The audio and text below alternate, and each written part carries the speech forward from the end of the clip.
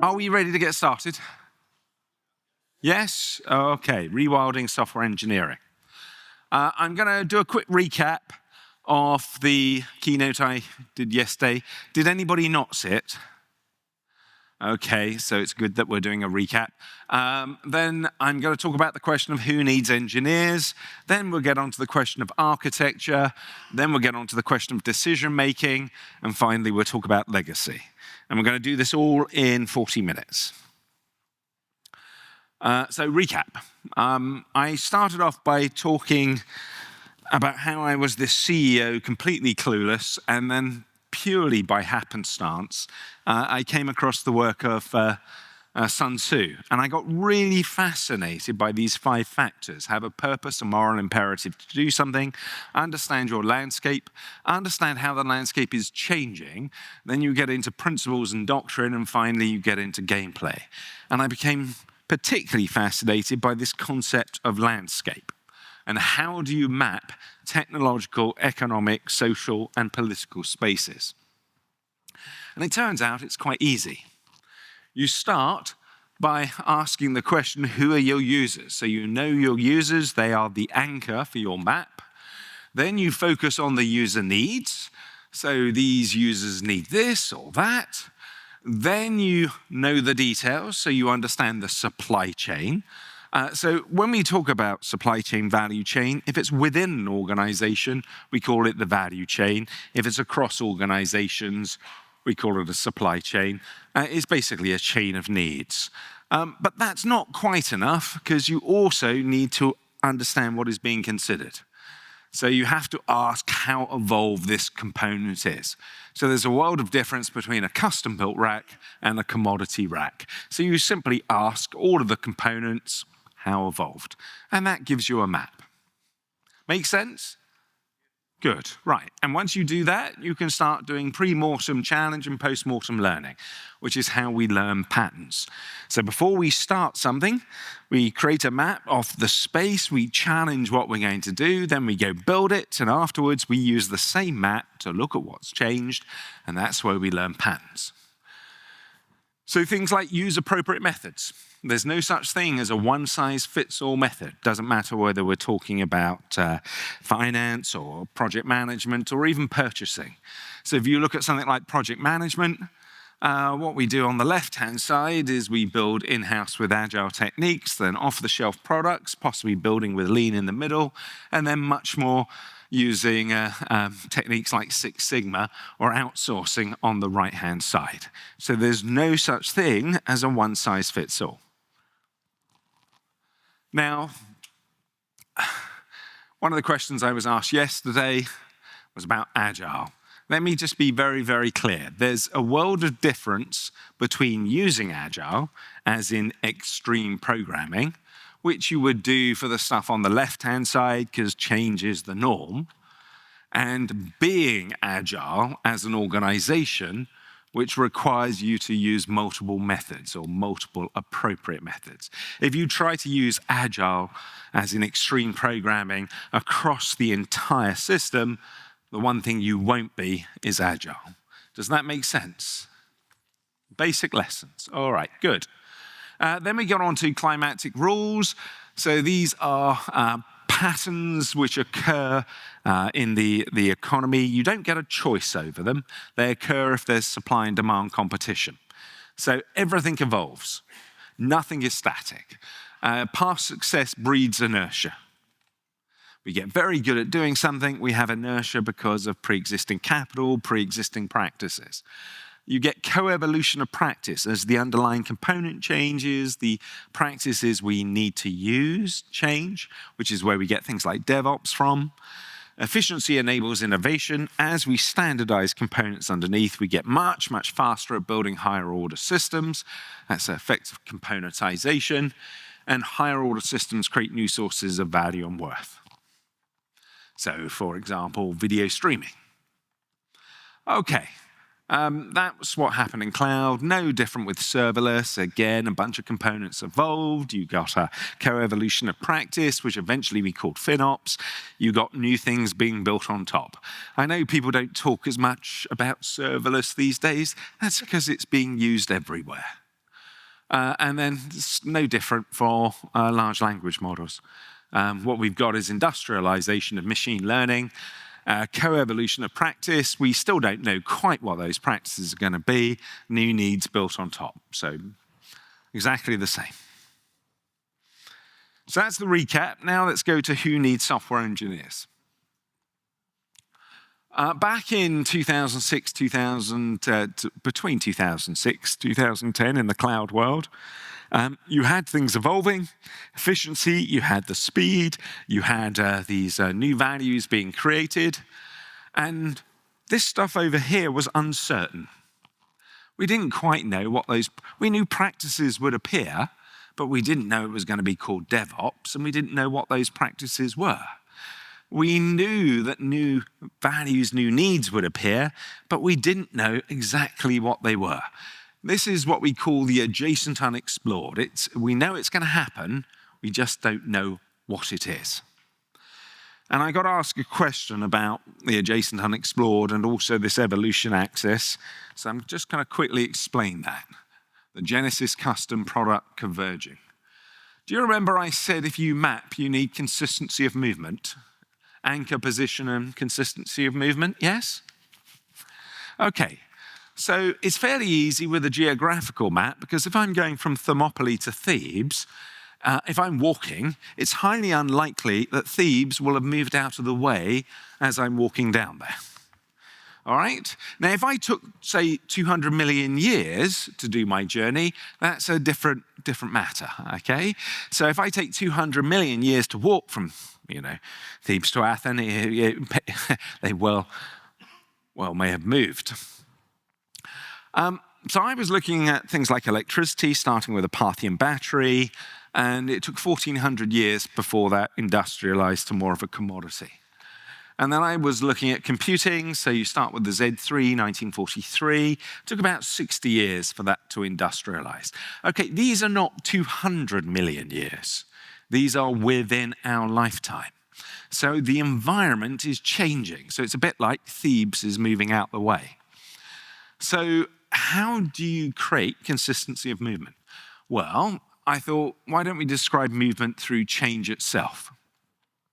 And I started off with the work of Everett Rogers. Have you heard of Everett Rogers?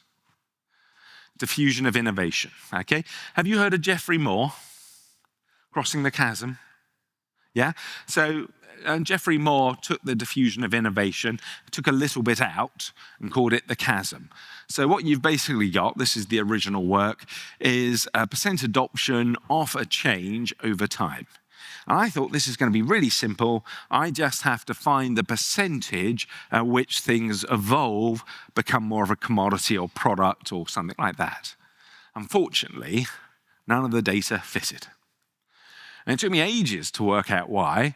And why it doesn't fit is because when things evolve, they do so through multiple waves of diffusion. So we get the first ever example of something, A1, like the first mobile phone. Then we get a better example of a mobile phone, and a better one, a better one, and a better one. So we get multiple waves of diffusion, and they occur over different times. Fortunately, we don't know how many waves you're going to get or what time frame. So I was sort of stuck at that point. How are we ever going to do consistency of movement? Well, fortunately, I collected 9,223 publications. It had taken me about just about a year to do this. And I was looking through some of these publications on technology change, and this is one of my favorite ones, the telephone and how we use it. For those who don't know, this is what telephones used to look like. And we used to do guides about how you hold the telephone. You speak into that bit, not that bit. So you don't turn it like that, you turn it like this. Another publication, is this one. This room is equipped with Edison electric light. Do not attempt to light with a match. Do you have to tell people, don't light the light bulb with the match today? Okay. So what's actually changed? Well, what's changed is how to use something that's been captured in our social consciousness. So I started looking at publication types. And it turns out there's a pattern. So the first stage of the pattern is we talk about the wonder of something, the wonder of radio. And we get a big peak of publications about the wonder of radio. Then we talk about building construction awareness, how to build your own crystal radio set. Then we talk about operation maintenance and feature differentiation. My radio is better or worse than your radio. And finally, we stop talking about the radio, we just talk about use. So using this, I was able to build a certainty access. So how well do we understand this thing? But there was a problem. That problem is I could only determine how certain something was after it had become certain. So there's no crystal ball. But it does mean I can look through the past. So what I was able to do was identify a point of stability where things would be roughly 100% certain. I was able to find the applicable market, and then I was simply able to graph this for numerous activities. And this is the pattern that appeared. So if you have demand and supply competition, you're constantly being driven along this line from the genesis of new stuff where it's rare, poorly understood. Then you get custom-built examples or emerging practices. Finally, products and converging, including things like rental services, until eventually you get commodity and accepted. It took about a year to come up with those 4 labels. And that's where that access comes from. So I can tell you a lot about the adjacent unexplored. It's highly uncertain. We know it's going to happen. We don't know what is going to happen, just that it is going to happen. It's a bit like disruptive innovation. Have you heard of disruptive innovation? Right. Christensen Lepore had a big argument. Lepore was saying that disruptive innovation theory is non-predictable. Christian said it was. Christensen said that Nokia would beat Apple. Do you remember that? No? Why? Was Christensen daft? No. It's because there are actually 2 different forms of disruptive innovation. There's product-to-product substitution, such as Nokia, Apple, which is highly unpredictable. And then there's product-to-utility substitution, so things like Amazon coming in with EC2, which is highly predictable. Of course, if you don't map the space, there's no way of you telling that there are in fact multiple different forms of disruption rather than one. And that's why we get these stupid arguments between Christensen and Lepore. All right, so we know the adjacent to unexplored is going to appear. We know it's going to evolve. But let's have a look at what the analysts were saying back in those days. They were telling us things like cloud was only for startups, clearing the air on cloud computing. I think it was McKinsey in 2009. Cloud was just for startups. They were telling us we would do stuff more efficiently. Okay. They were saying we were going to use less energy, we were going to reduce IT budgets, and we were going to replace sysadmins. Do you remember this? Yes? Do you? Do you not remember this? Yeah, there's nodding heads, but very quiet and subdued. Yes or no? Some of the points, depend on which analyst you were talking to. Yes, great. All right. So basically, this was the common idea. Now, one, you have Jevons paradox. So Jevons paradox comes from the coal question. We made steam engines more efficient, as a result of which people thought we would use less coal. But what happened? We used more coal because we made steam engines more efficient. So basically, we found new things to build with steam engines, and as a result, we increased the underlying resource. So that's Jevons paradox. Of course, people back in those days would say, but that depends on us building new stuff. We're not going to do that. We're just going to use cloud to reduce our costs because we don't want to do new stuff. Well, that's fair enough. The problem is you're in competition with others. If you think of these circles as companies, let's suppose one takes the benefit of cloud, efficiency, speed, and new value, but decides not to do any new stuff. Okay? Their problem is someone else is going to come along and say, all those savings I made, I think I'm going to build new stuff. And as a result, your customers are now expecting new stuff, so you're under pressure to build new stuff. And as others adapt and build new stuff, the pressure on you mounts until you have no choice. And that's known as the Red Queen effect. So every time we do this, people say, oh, we're not going to build new stuff. You always end up building new stuff. Your underlying space expands. So in the case of infrastructure, we went from roughly 2,000 physical servers for a large enterprise to about 50,000 virtual servers. Yes, we got rid of sysadmins and then hired them back as DevOps engineers, the normal thing, because we have to manage this and they have to use the new techniques to manage an environment which is inherently more complicated. The other thing that happens is if you go back through history, so if I take a line of a map as a line of the present, I can trace it back. So we go the Parthian battery, eventually we get commodity forms of electricity. We needed more ubiquitous electricity before we could do things like the Z3 and computing. And of course that evolved, and as it evolved, we started getting databases before it became a commodity. That's why the line's in the product space. And of course they evolved, and then we keep on going up the stack. Now, every time we do this, Jeremiah Hawkins, 1896, New Catechisms of Electricity, wrote a paper about how electricity was going to make everybody unemployed. I mean, you could say, oh, but they could be radio operators, and they would go, what's a radio operator? So Cyber Nation, The Silent Conquest, Donald Michaels, that was 1968. Computing was going to make everybody unemployed. You could say, but you could be a social media consultant, and they would go, what's social media? Well, it's on the internet. What's the internet? So it's very easy for us to see what's going away, very difficult to see what's coming. So my intention, I plan to be one of the world's first AI psychologists because I expect these systems to have lots of neuroses, and I think I will have great fun with them. All right. So what happens is as we move to higher order systems, we always continuously consume more energy.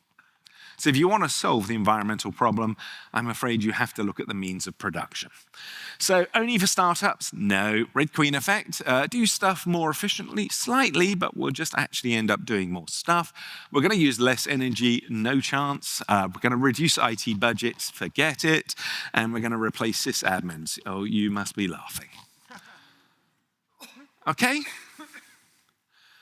So if we look at cloud today, if we look at large language models today, it's the same thing, efficiency, speed, new values. Yes, it's the adjacent unexplored. We don't quite know. Yes, they are evolving.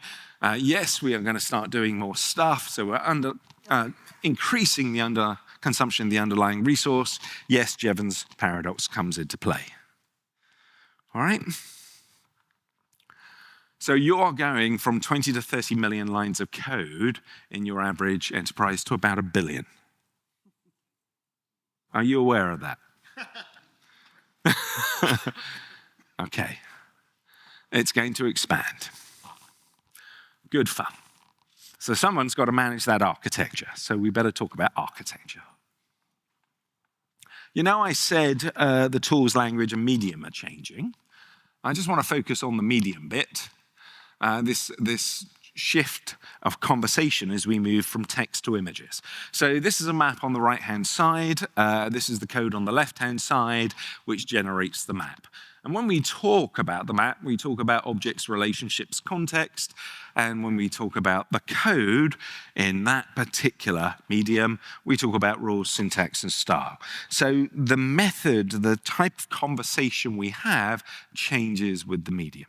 And you see this in every engineering department because you have a whiteboard where we often draw architectural diagrams, and then we have somebody coding, and it's a different conversation.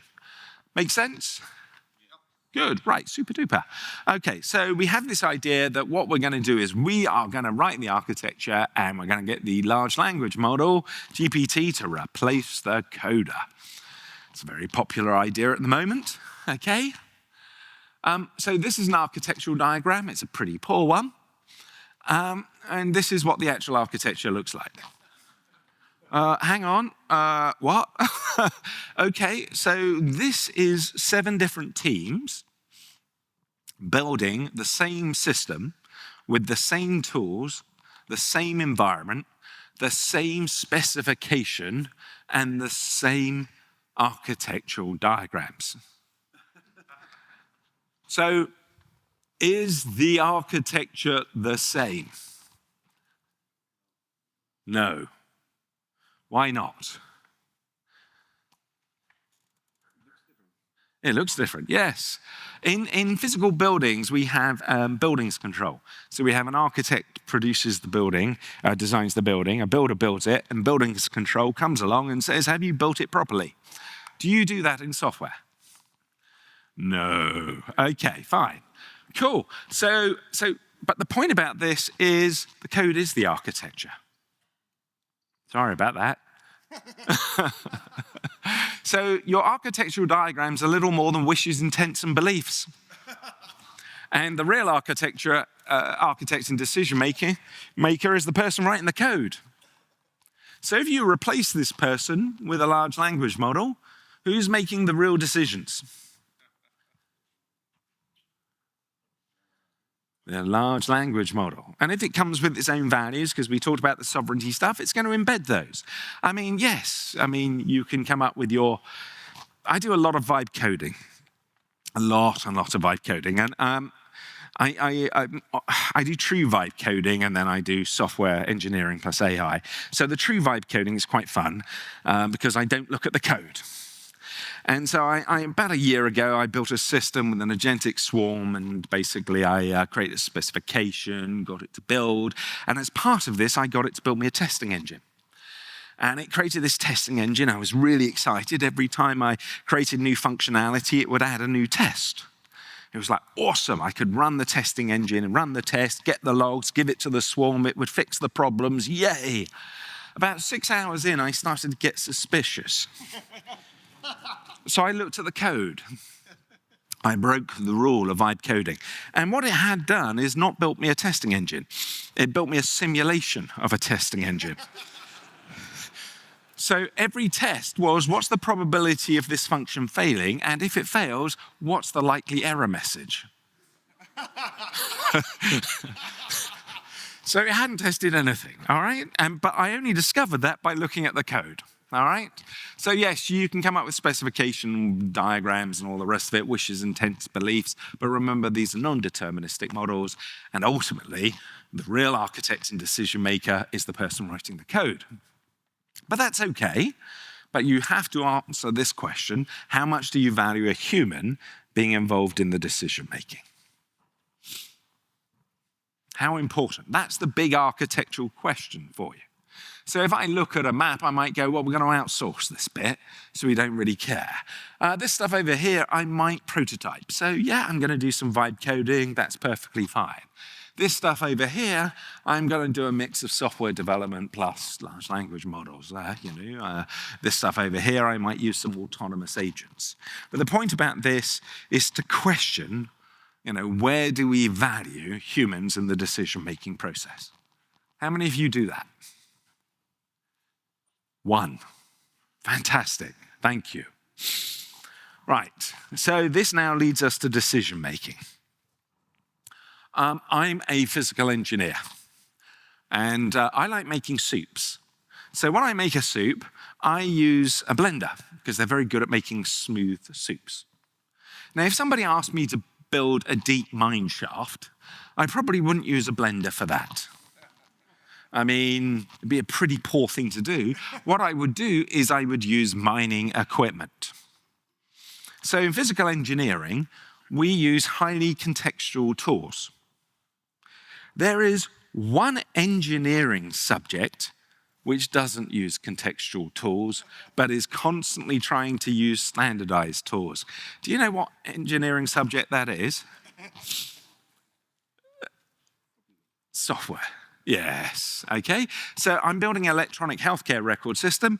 Oh, you're building an online gambling site. That's completely the same. We should use the same tools. A bit like using a kitchen blender everywhere. There is only one part of software development which is actually an engineering subject. Do you know what it is? Testing. Well done. Ah, fantastic, it's testing. And so I'm going to go through that. So I need to make a decision about a system. All right, decision at the top, system at the bottom. The first thing I need to do is assess the different options. That requires me to explore the system. That requires me to have a conversation, either with the system or with people who've built it. That requires me to collect information. That information has to be synthesized. And that requires some sort of development experience. Okay? So let's look at test-driven development. We start off with a hypothesis. We start off with the hypothesis that this test is going to fail. And we create a new test, it's going to fail, so we're going to have to write some code. That's the basis. We might be lucky and discover it actually works, but most of the time we expect it to fail. Our exploration is systematic. We explore the space by adding more and more tests. The conversation is through the testing suite. It's the model of that environment. People say the best specification is a testing suite. The information is generated, red, yellow, green. It's specific coding for our problem, and we build it with composable micro tests. So our testing suite is built of lots and lots of small tests. And those small tests do transformation on data, and they are, in fact, tools. So our testing suite is a tool, and we build it with lots of small tools. And if I said to you, you're building an electronic healthcare record system, you should use my online gambling test suite, what would you say to me? You'd probably think I'm bonkers. Yes? Yes, okay, but so we learn to use different tools. So this is why testing is an engineering subject. So now we come to build it. And so what do? The first thing we do is we reach for our monolith, our standardized development environment, and we start inspecting, because it's not designed for the environment. So we start reading code. This is Margaret Hamilton, 130,000 lines of code. Your average enterprise is what, 20 to 30 million now? It's going up to 1 billion. Are you seriously going to read code? Okay, so we read code, and then we basically we manually collect all this data, including architectural diagrams, because we like to be data-centric, even though these diagrams, like architectural diagrams and statements of belief, and then we basically explore it in a very ad hoc manner. So it depends on the skill of the person. Alice is really good or whatever. And then finally, we make a choice, and it's gut feel driven. We think this piece of code is going to pass that test. And then we try it out and discover whether we're right or wrong. Does that sound familiar? Yes? Well, that's because coding's a craft. Now so this is a problem. The real architectural decisions are made in code, and coding is a craft. Well, we can turn coding into an engineering subject. Yes. But in order to do that, we have to get rid of monolithic tools. We have to start composing tools for our particular environment. So my development environment for electronic healthcare record system should not be the same as a financial system or an online gambling site. They need to be contextual to the environment we're looking at. If we do that, we can learn the lessons of testing. So we need to stop trying to use kitchen blenders everywhere, and we need to start using appropriate tools.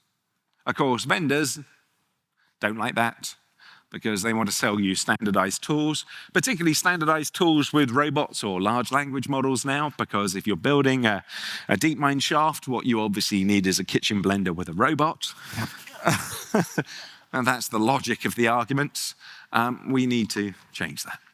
There are environments for doing this, things like Glamorous Toolkit, which is based upon the ideas of moldable development. So these are environments for building highly contextual tools for your space. And that gives me to legacy. Oh, we've got just enough time. All right. So legacy is really easy. If I talk to most execs, they will tell me we're going to point an AI at it, and it's just going to solve the problem. Have you heard that? Yes. Yes. One of the beauties about something like Glamorous Toolkit is because it's built with 4,000 tools and it's a tool for building tools, you can point it at itself.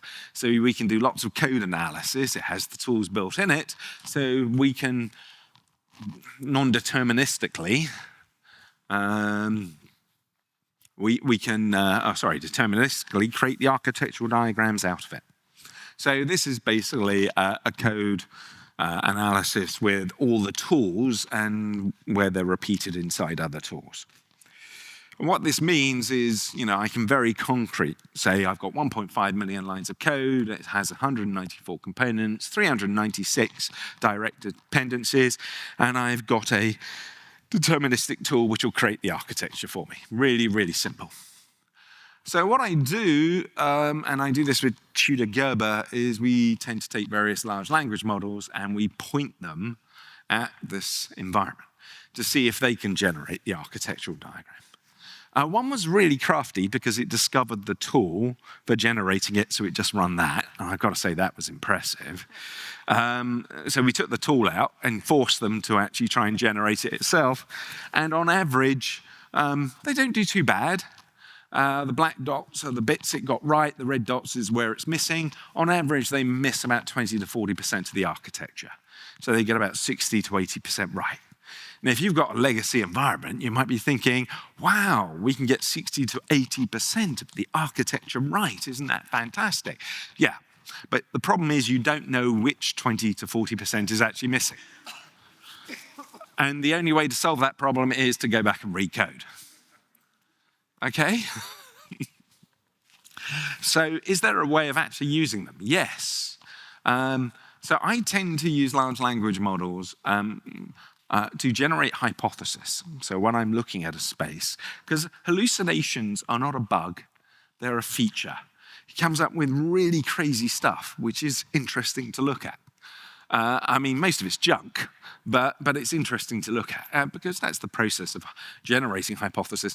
The other area that I use them in is actually getting them to build me the small tools that I need because they're really good at that.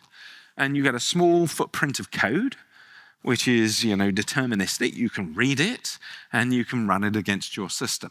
So generally, don't ask non-deterministic LLMs to give you the answer. What I found really works well is you use non-deterministic LLMs to help build deterministic tools that give you the answer. Does that make sense? Good. All right, so I did a recap. We talked about who needs software engineers. Yes, we still need them. We talked about architecture. I'm afraid those diagrams, as lovely as they are just statements of belief, wishful thinking, illusions. The architecture is in the code. Then we went through the decision-making process. And of course, one of the problems with software engineering is it's not an engineering subject. It's a craft. So we can change that by getting rid of the tool vendors. They won't like that. And then we talked about legacy. My lessons I want you to take away is 1, observe your environment. So understand the landscape. 2, realize no one size fits all. 3, realize you have no choice but to adapt to the space. It's not like large language models are going to disappear. 4, realize the tools, languages, and medium are changing. So the way we've done things in the past is not the future. Realize the real architectural decisions are made in code. So when you hand that over to an LLM, it is making those decisions for you. Unfortunately, our coding is a craft. So your big architectural decision today is deciding where humans matter. So which bits, you can outsource the decision making, which bits you can't. And lastly, this is still all in the adjacent unexplored, so we're all still learning. No one's got the answers yet, even if they are writing books too soon. Thank you.